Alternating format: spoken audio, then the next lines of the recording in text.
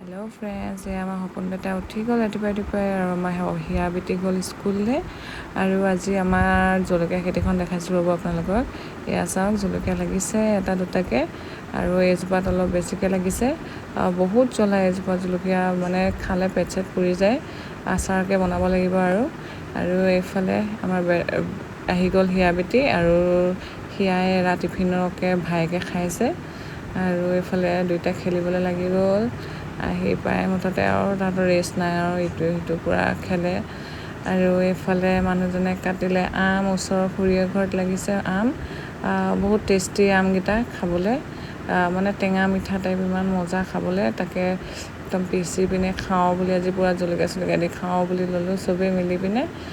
খুব ভাল লাগে কেতিয়াবা এনেকৈ মিলিজুলি খাই, আৰু টেঙা বস্তুটো সদায় মিলিজুলি খাই ভাল লাগে অকলে খোৱাতকৈ। সেইকাৰণে চবেই মিলি খালোঁ, ভাল লাগিলে। তাৰপিছত এইফালে আহিলে আমাৰ ঘৰত পেহী বিশেষ কাম এটাত আহিলে। পেহীৰ ছোৱালীজনী আমাৰ ঘৰত থাকে যে, তাই গা বেয়া। এইফালে ভাইটিও আহিলে, পেহাও আহিলে।